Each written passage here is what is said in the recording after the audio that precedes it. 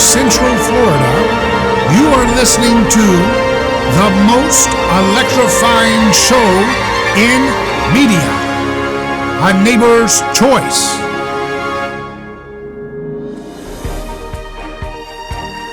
I'm your host, your neighbor, David Gornoski. Welcome back to our program. Welcome to Central Florida, the Sunshine State. Across the I-4 corridor, we're coming to you live from Tampa Bay and St. Petersburg and Sarasota all the way to Orlando and everywhere in between. And then we come to you worldwide by our growing online presence, both on our Facebook and YouTube live streams, as well as our podcasts that you can find on all major podcast platforms.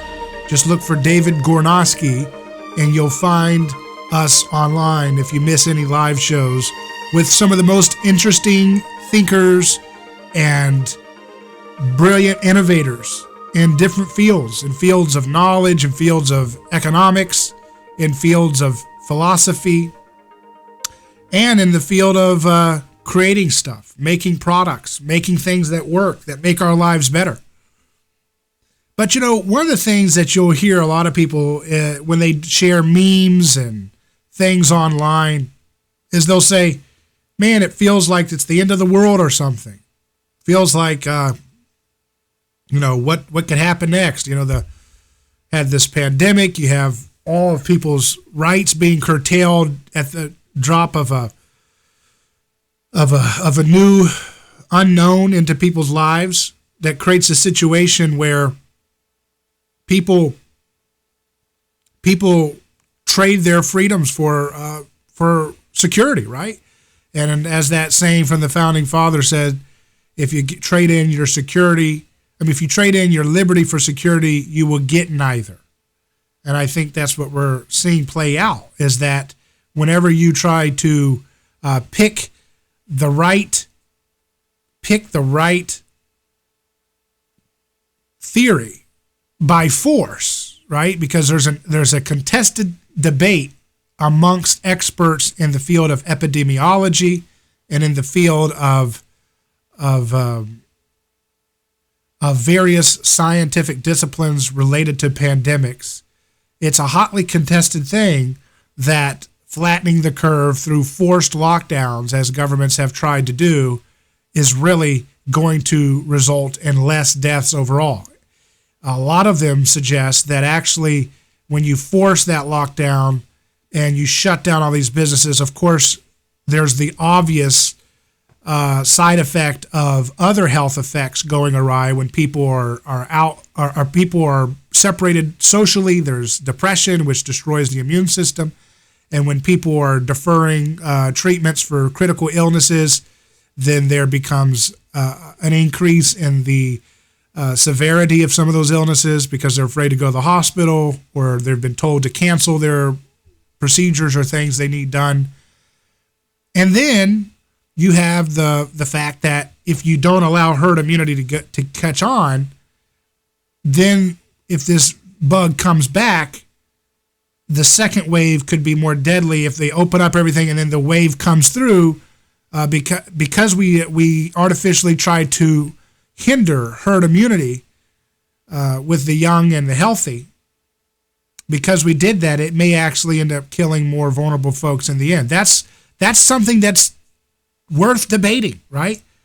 According to a lot of the folks in social media world that run Facebook or YouTube or whatever, that's not worth debating. There is not to be a conversation like that. Fortunately, they don't run the media, and fortunately, we still have freedom, and we can still have that conversation like we need to. And so that's the thing that that I'm going to unpack in this episode. What is the debate that we should have? Is the debate between how severe the lockdown should be? Should it be X severe or XYZ severe? You know, that's the question that some people want to have it. Or is our debate going to be about whether we should have a lockdown to begin with, whether we should try freedom and decentralization as the kind of thing that we can use to unpack problems like a pandemic. If you have a small city that has autonomy, they can much more easily control immigration to and from in a pandemic than a big, giant country like America. So that's an example of how a local focus can actually produce the kind of outcomes that can stave off a novel virus, at least initially, until people can study it better and learn how to most effectively deal with it on a social level.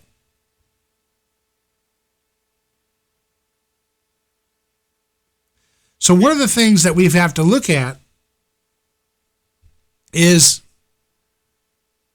where that debate should happen. Should it happen in the confines of the margins, on the so-called fringe of allowable thought, or should that be the water cooler discussion that everybody's invited to engage in? Can we be honest and say that that's a debate that many people are having privately, and maybe we just need to have it out open in the public, in media? Or should we just say, no, the WHO or Dr. Fauci or whoever, those experts will do the thinking for us, and we're just going to blindly go along with that? I think that's something that needs to be wrestled with. But as I said at the beginning of the segment, people talk about it's the end of the world. And what is the word people associate with the end of the world? They use the word apocalypse.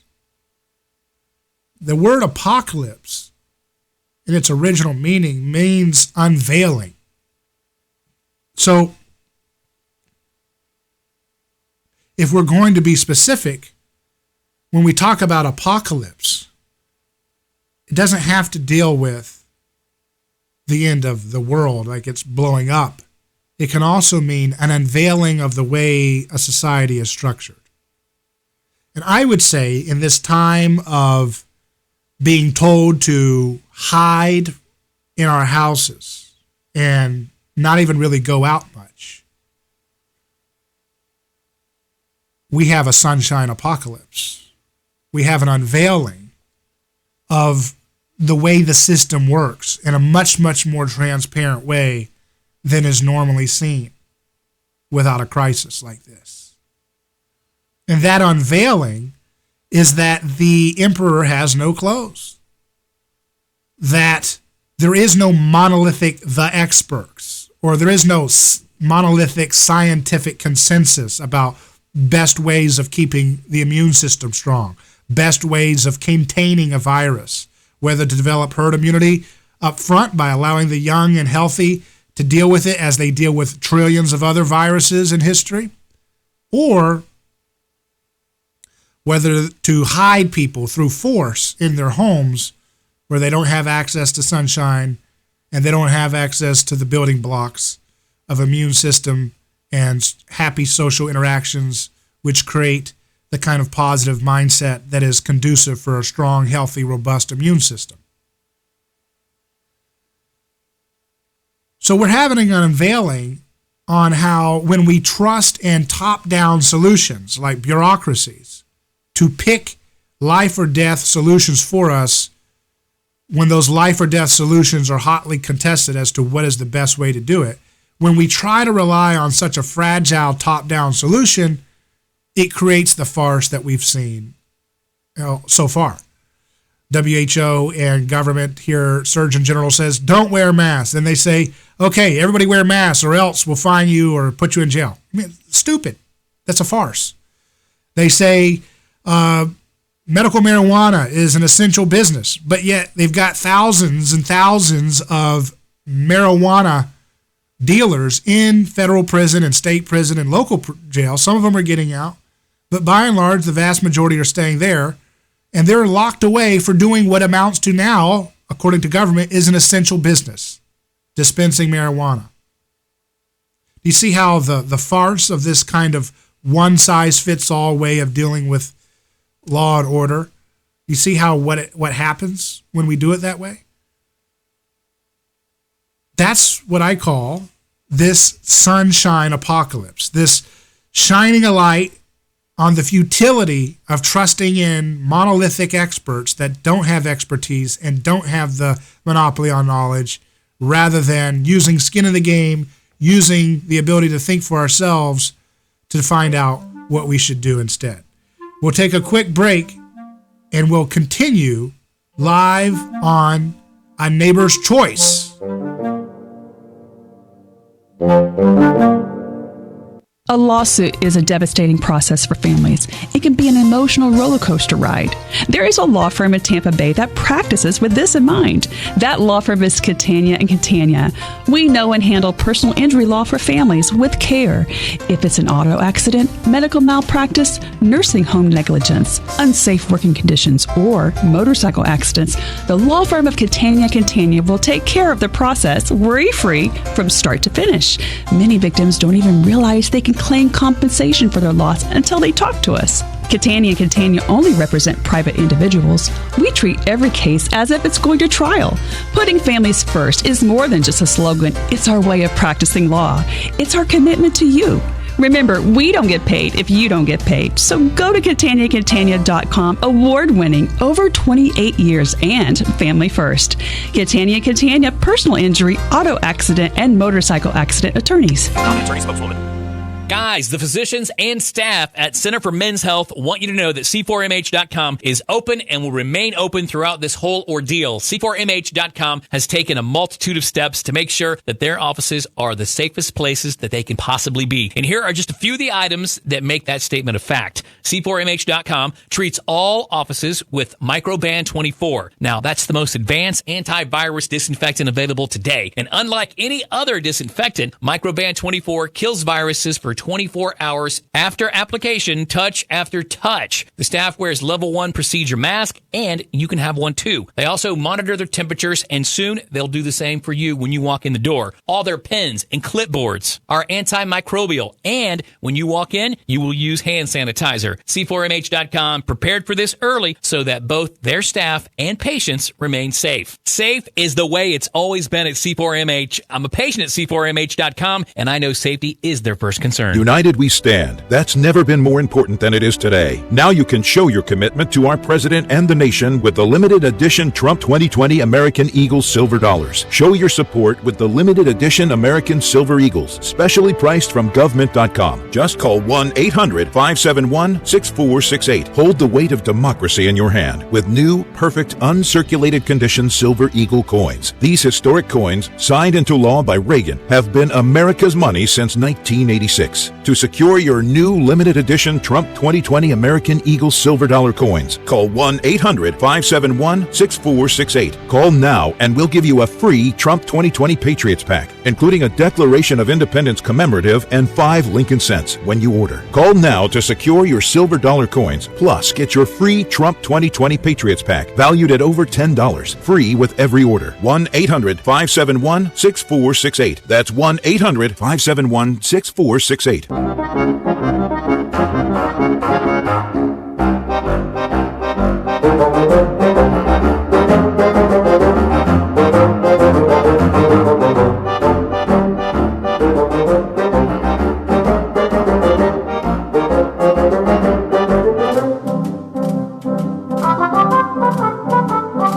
Mike Pence, Vice President, is under fire for going maskless at Mayo Clinic. I thought they said that we don't need to wear masks, and now he's getting fired for doing that, for not wearing a mask. This is the kind of frivolity you get in the news media, the stupidity of it all. They're like, all they do is whip up crowd scandal every day. Oh, you did this. Ooh, you did that.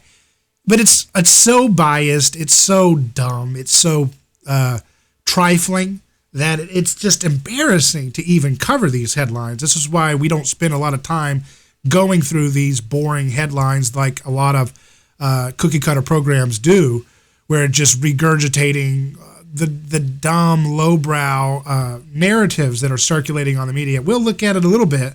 But we're not going to stay, dwelling on stupidity like that. We've got a lot of work to do. Another thing that I've seen here in the headlines is, Dr. Fauci says a second wave of this virus is inevitable. It's inevitable because of a forced lockdown like he has advocated for the whole time. Because it's hampered the ability of the human population to develop a herd immunity faster. Okay? You cannot make a virus vanish out of thin air. You can't spray the air down and the virus will never show up. Once it's unleashed, it becomes a part of nature, right? It's in there. Once it's going, it's not just going to magically if you lock everybody in like little children into their houses for years, and then some point you'll have a foolproof drug or vaccine or something. That is a fantasy land. Okay, there's no foolproof thing that just eliminates these things out of their existence. Herd immunity and helping people develop strong immune systems individually is the key for any kind of illness like this that we've encountered. And, people like Dr. Fauci, have been heralded in the media as little prophets, little gods, and they've had such sycophantic kind of histrionics that have been, kind of inculcated around them to kind of create this mythos that, okay, let's find out what he tells us to do next.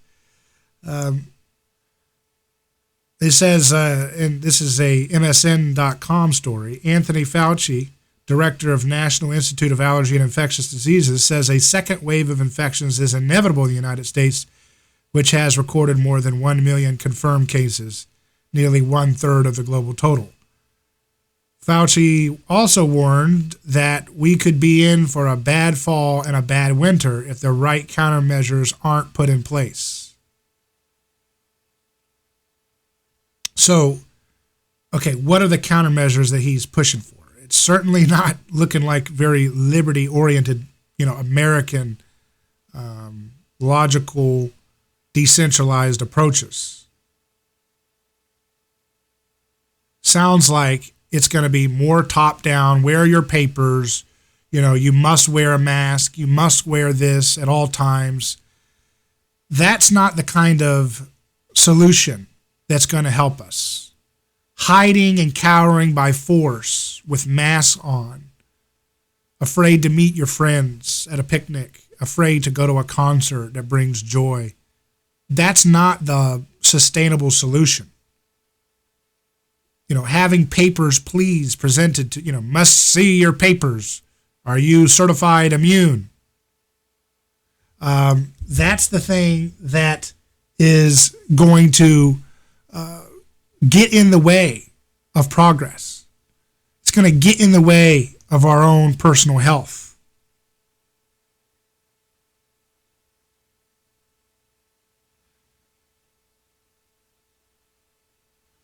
What is going to help us, what is going to help us thrive, is by asserting our sovereignty, asserting our human right to think critically for ourselves.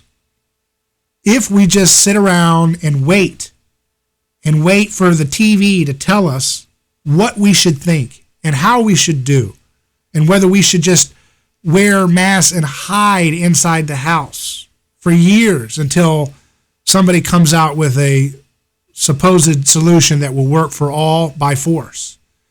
What are we going to choose here? Are we going to just sit there and say, whatever, I'll take it? Or are we going to say, no, this is not the way we're going to do. We're not going to go the way of forced coercion. We're not going to do it that way. We're not going to have one-size-fits-all solutions. You're not going to mislead us for generations about what is a healthy immune system by misleading us on what is proper food, and then deceive us by subsidizing big corn, big sugar, big wheat, big grain, big soy, You're not going to subsidize those things to make them so dirt cheap using our money and get us all hooked on eating that way.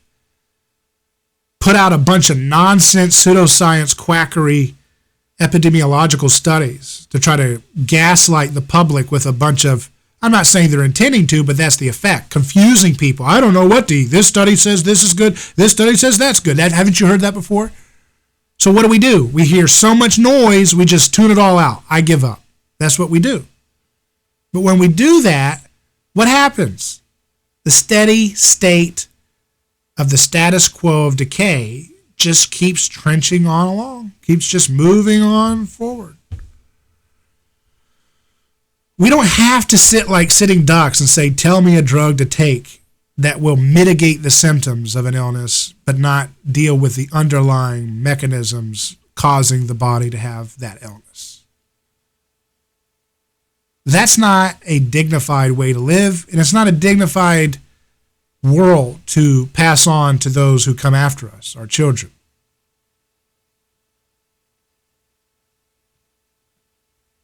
So what is it going to be? Is it going to be freedom or force?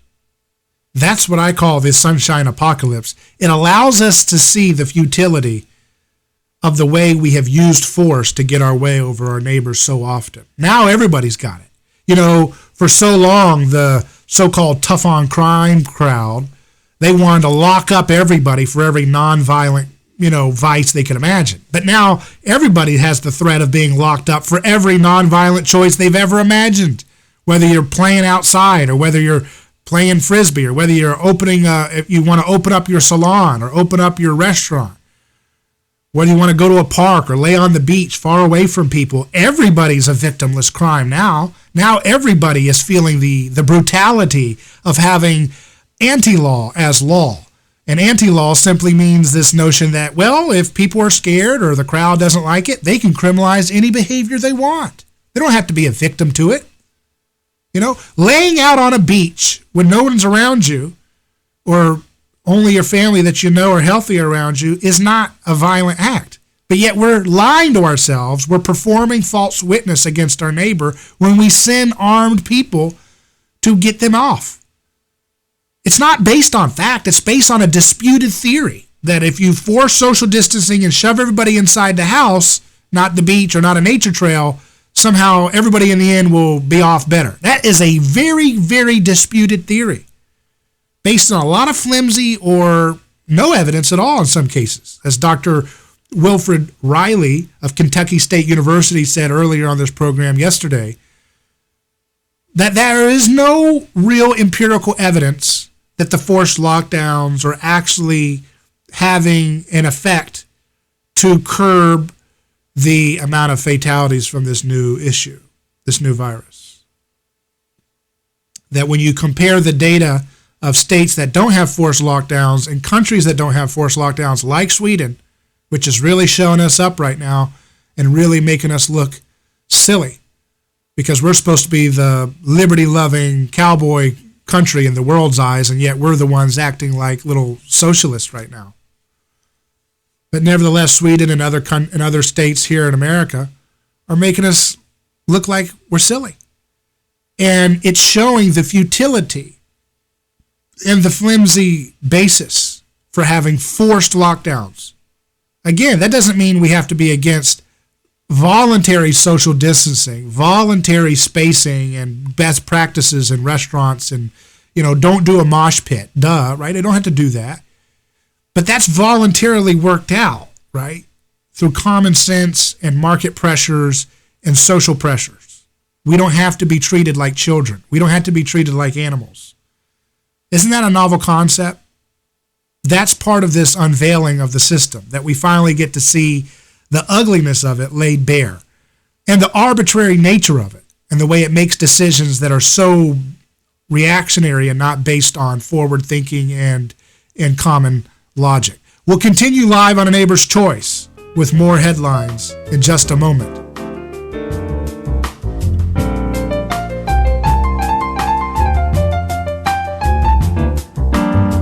A lawsuit is a devastating process for families. It can be an emotional roller coaster ride. There is a law firm in Tampa Bay that practices with this in mind. That law firm is Catania and Catania. We know and handle personal injury law for families with care.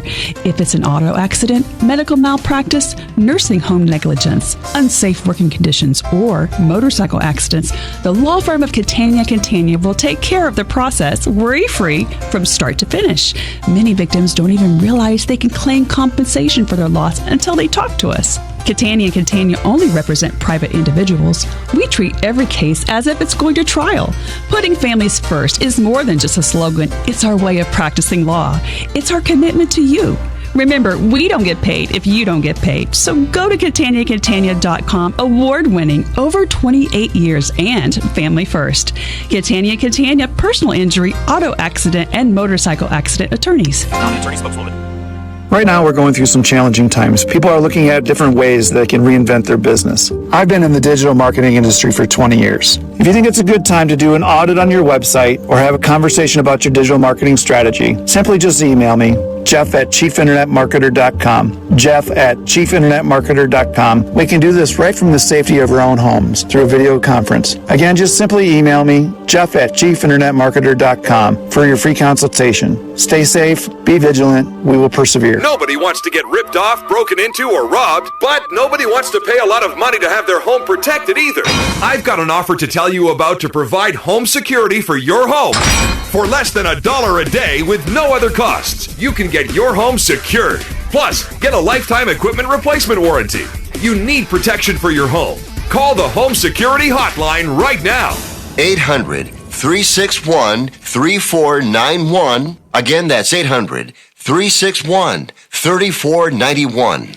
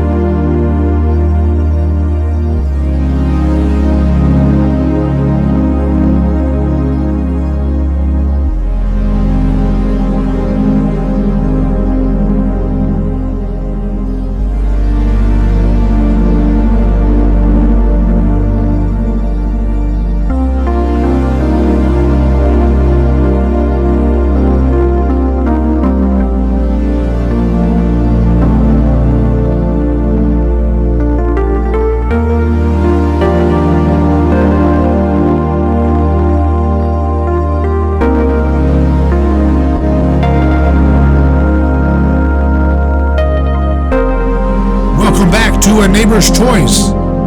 I'm David Gornoski, the host of this program. Happy to be with you. You can always email me, david@aneighborschoice.com. And now I'm joined by a good friend. He's the developer of hotpolitics.com and the email newsletter that they produce. He's a business analyst and world affairs an analyst.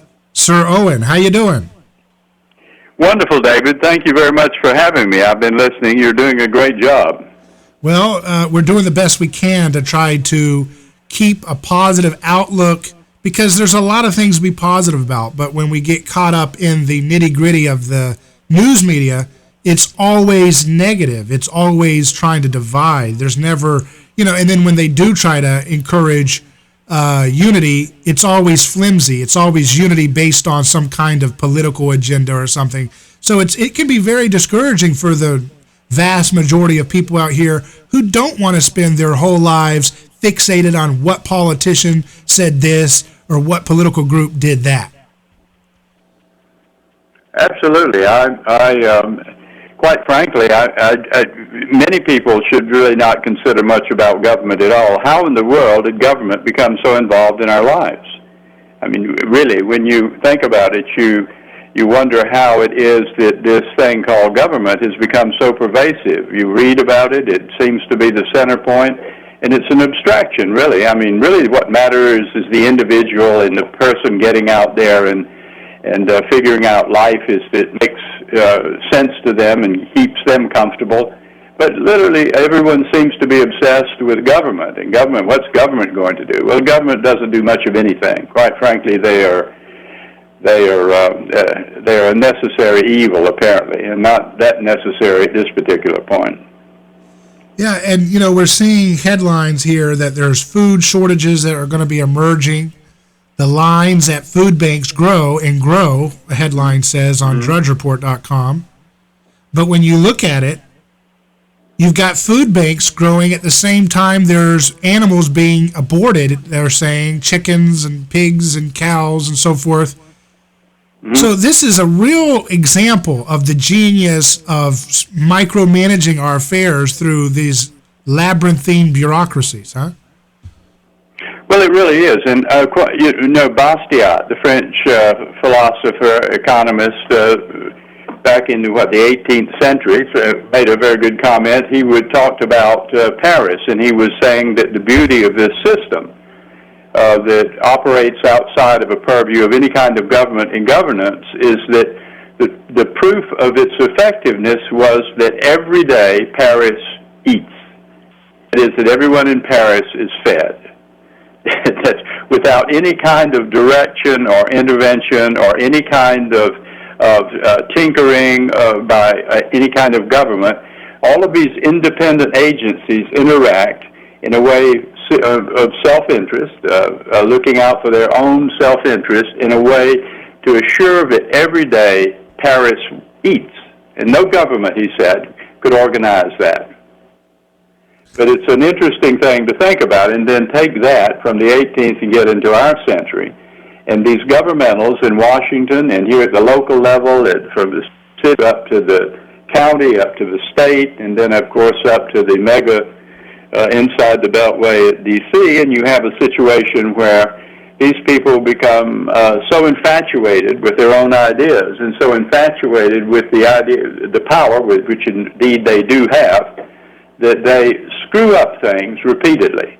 And I think Charlie Reese, who used to write over in Orlando for the Orlando newspaper, I think it's the Sentinel or Orlando Times, I'm not sure, but Charlie was just a renowned political commentator, and he said that politicians are the only people in the world that can create problems and then turn right around and run against them and campaign against them when they're running for office.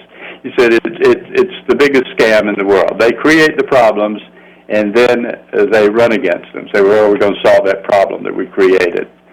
But I think we're coming to a very interesting time. Maybe this coronavirus will be some sort of catalyst for some very, very fundamental sorts of changes. And they may be good and they may be bad, who knows. But it's interesting times we live in, David. And that old Chinese curse, may you live in interesting times.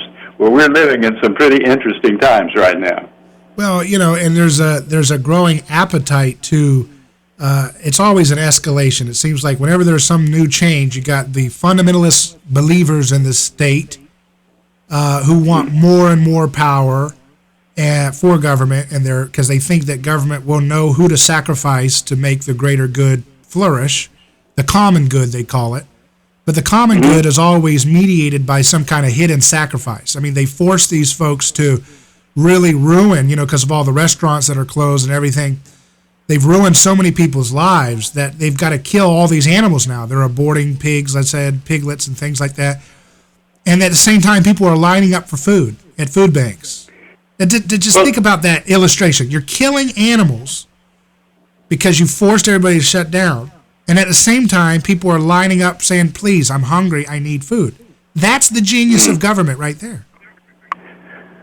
Well, I mean, that's back to Bastiat, and I didn't finish making that point. It was my problem. I wandered away from it. But the point is that when you mess with these very, very complex systems, I mean, nobody understands this. This is an extraordinarily complex global system of distribution chains and people operating very arcane sorts of distribution systems and making an unimaginable amount of products. And when you start messing with that thing, I mean, you really don't know what you're doing. You're creating havoc, creating a choke point in that system, and there are just all sorts of interrelated systems that you're not even aware of, not even thinking about, that are starting to back up. And that's, I think, David, what you're talking about with the food system is, of course, they they have destroyed the distribution system. So here they destroy the distribution center.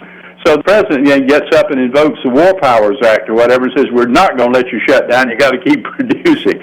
So here, on the one hand, you create the problem, and I'm not saying the president created it, but the political class created this particular problem. And then they come right back in and say, well, we're going to save you now because we did create a problem, but we're going to now make this mandatory autocratic edict. It's a scam. It really is. And the public, we're so involved in our own lives every day, trying to make a living, trying to get out there and do for our family or our friends or ourselves or whoever we're doing for. And we don't really have time or even the inclination to be interested in what those governmental scoundrels are doing at every level. So basically, to some extent, you can forgive the public. I mean, they're mesmerized. They go home, they watch their Netflix and their Disney Channel and their sports teams and all that sort of thing. And then they go to bed and they drag themselves out in the morning. It's just they're worn out. They don't have time to worry about the political class, which leaves room for tremendous amounts of mischief. I mean, one of the criteria for being a politician is you have to be extraordinarily boring, because those meetings, the political meetings, I've been on them, on the Citizen Advisory Board, MPO, in one of the counties here.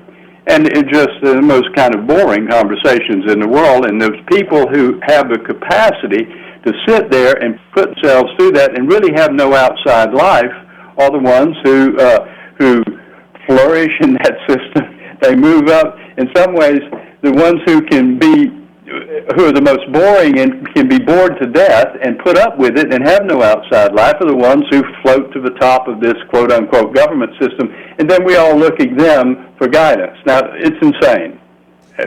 You think about that process. It's insane. Yeah, so they break, as the saying goes, they break our legs and then they give us crutches and say, hey, we helped you, right? Well, precisely. I mean, that fits right into, creating a problem and then solving it for you, right? But that's why the politicians, they act as a perfect shield for the steady state of bureaucracies, right? Because politicians are like renters of the assets. They're there for a short time. They're there to razzle-dazzle. They're basically like PR spokespeople for the enterprise of government. And then so they're there, right. They tickle the ears, they do what they got to do. Everything that they're concerned with is the mitigation of bad publicity for them. They want to mitigate the risk that they'll be blamed for anything bad, like a death or a downturn, and they want to take the credit for anything good that happens, like if Nikola Tesla creates AC current under the watch of a president, the president will say, look, I gave you electricity. And so that's their purpose, is to distract, right? That's exactly it. It's smoke and mirrors, David. You know that. I know that.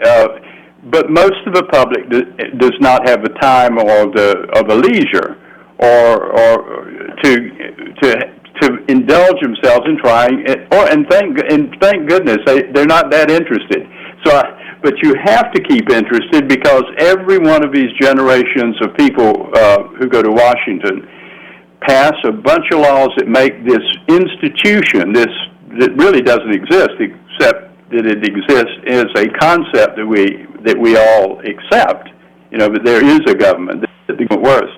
Every time they pass through there, they pass just a few more little laws that give them more and more privilege and more power. So they turn over that new level of power and privilege to a new bunch of neophytes coming in, boring people going back up there to become part of a political class. And so it's like giving a Ferrari to a 12-year-old along with a bottle of whiskey, You know something bad is going to happen, right? You keep turning over, you keep making this institutional power more and more powerful. I mean, a good example, atomic bombs. I mean, you turn over atomic decisions about atomic bombs, whether or not to wipe out the human race, to a guy who was a good dog catcher in Pinellas County or something. I mean, does that make any sense? Once he works his way up, once he works his way up to Washington, he's a pretty good dog catcher, and everybody liked him, and he gets elected to the state Senate, and then he goes on. He's a pretty good guy and a nice guy, and he gets elected up into Washington. And the next thing you know, he's on some very important committee that makes life and death decisions for the whole human race, because all of this power has aggrandized to those people up inside the Beltway in Washington. It's just a mess. And look at what they've done. They have shut the entire United States down and are damn near pulling down the entire world economy. Very interesting. Other than that, we're doing fine. We'll continue live on A Neighbor's Choice. I'm talking with Sir Owen, and we will be back in just a moment.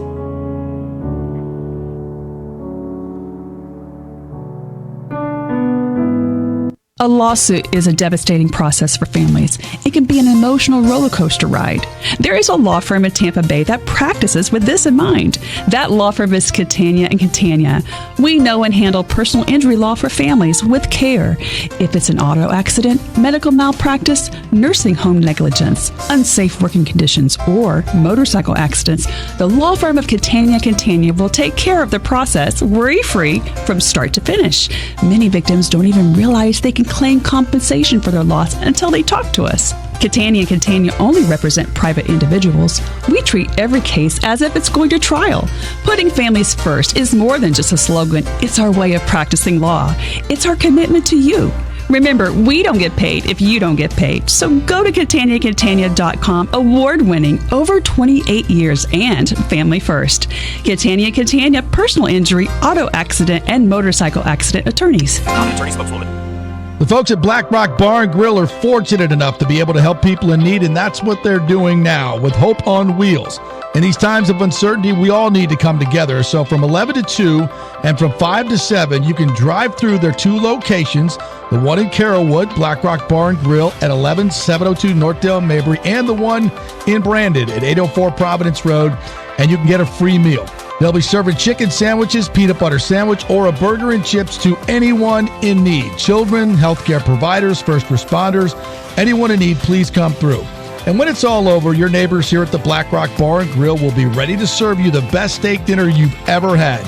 Served on our unique 755-degree hot stone, every bite sizzling hot and better than the last. An award-winning steakhouse featuring 100% pure Angus beef served on that unique hot lava rock with tons of casino butter. It's amazing.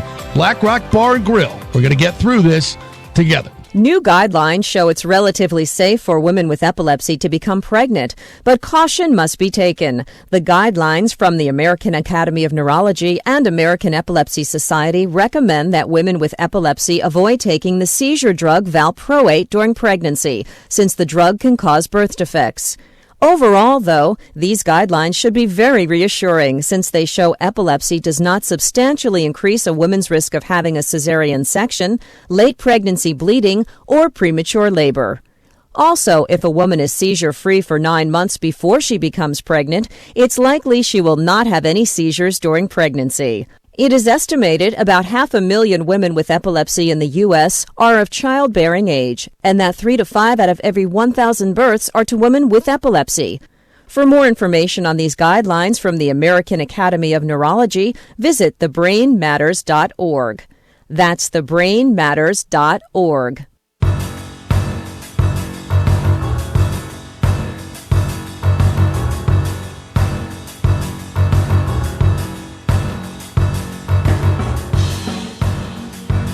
A Neighbor's Choice returns. We are having a great time in the Sunshine State. I'm David Gornoski. I'm talking to my friend Sir Owen, someone who has been studying current affairs, world affairs, economics for a long time and has some interesting insights. You can follow him by emailing him tamarind@hotpolitics.com, tamarind@hotpolitics.com, to get on his newsletter to learn about current events as the world squirms.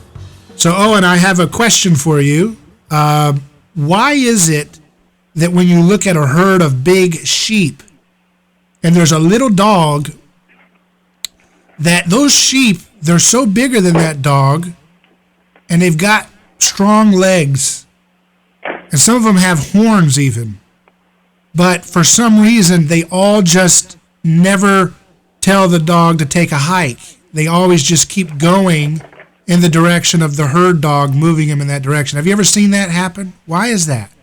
Yeah, I have seen it in Ireland, as a matter of fact. I watched the dog move this herd around. It's just a fascinating thing to watch. I don't have a good answer for you.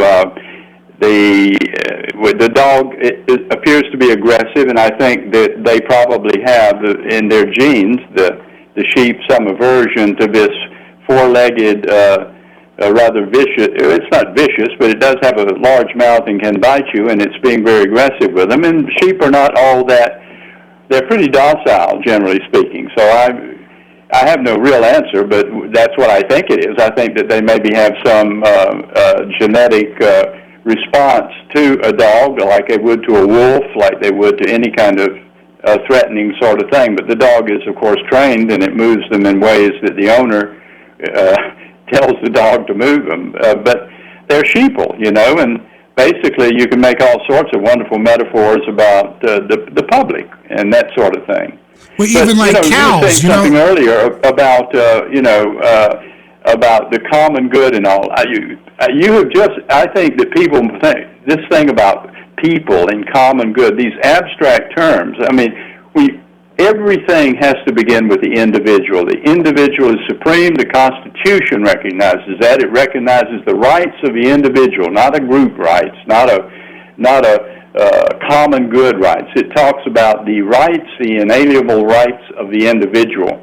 And everybody who wants to con you out of your rights starts talking about, well, it's in the public good or the public interest.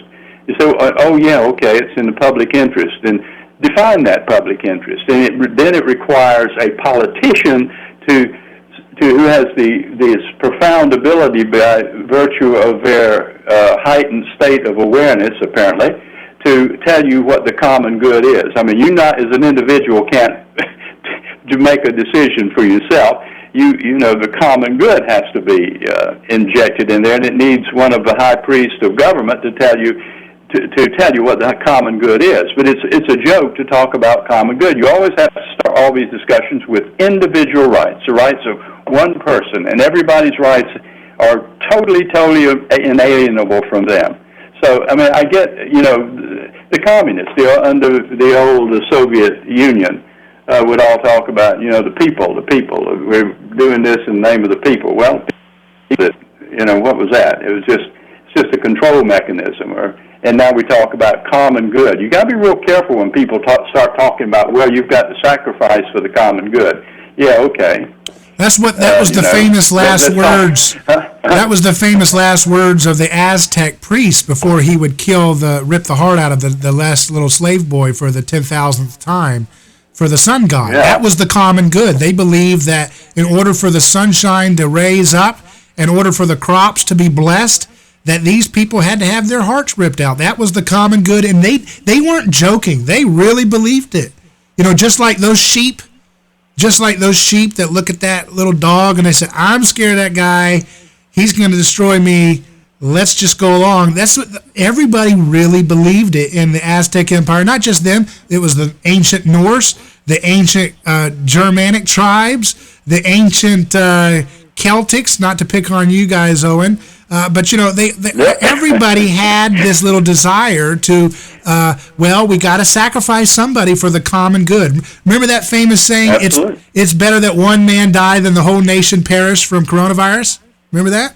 Oh, yeah, and listen, you talk about the Aztecs. What about World War I? What was the common good for the average American in getting involved in those things? Zero. Zip. Absolutely. I mean, we had fought all these battles for the common good. Everything went into Vietnam, you could say, for the common good. Went in and bombed poor Iraq back into the Stone Age for the common. It's just nothing changes. It's just we just have more powerful toys that each one of these political mavens pass on to their their followers, and every year it gets stronger, and the common good gets better at killing. Now we're not talking about ripping the hearts out of one person up on an altar. We're talking about bombing entire villages or cities or peoples back into the dark for the common good. The common good of who?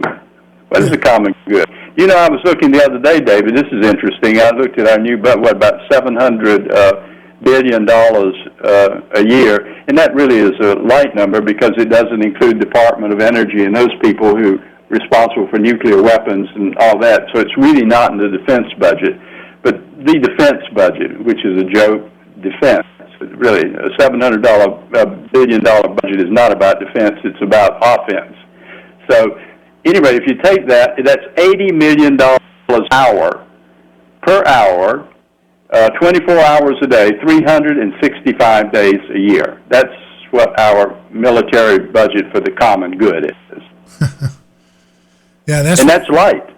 That's light. I mean, like I said, it's really more than $700 billion. I mean, I would throw in aid to Egypt and aid to Israel and all that sort of thing in there. You really, for the common good. What is my common good in holding up, nations like that? Really, absolutely nothing. And the common man, of course, we have to pay about 40% of our, if you factor in inflation of printing trillions of dollars to get everybody some funny money, monopoly money, to take home from losing their job, you're spending about 40% of your year to keep up with taxation and inflation, the average common man, Absolutely. Well, it's, and again, we're trying to talk about the common good. Let's face it, America, we have this illusion of the American people. Well, I mean, you and I have, very different interests, I'm sure, in different things. You're interested in a whole different sort of thing. It's impossible to talk about us as having a common background, or we have Warren Buffett, or we have Bill Gates. I mean, what in the world does, or Elon Musk, or people that just absolutely, they don't even live on the same planet anymore. But what is the common good? How does that incorporate them? Right. Their reality. I mean, to take it to the extreme. And then, of course, in between there are various other levels of wealth that give this kind of insularity from the common good. What is the common good? It's an illusion, I think, out there that, and we live with a lot of illusions. There's a very interesting Noah Harari, who is a very, very interesting Israeli philosopher, talks a great deal about that, and this is too much to talk about here, probably bore your audience. But if you TED Talks, I would suggest if anyone is interested in talking about illusions and the common good. Sir Owen, it's a pleasure speaking with you. And speaking of Elon Musk, he just tweeted out today, "Free America now." So there's some common good. There you go. How about that? If individual freedom is for everybody, that sounds like a common good. Let's all have our freedom back and get out of our lives. Sounds like a novel idea. Thanks, Owen, for joining us. You're listening to A Neighbor's Choice. Thank you, David. Great fun to let me rant a bit. I appreciate it. You're listening to A Neighbor's Choice. We'll be right back in just a moment with Jeff Deist of the Mises Institute.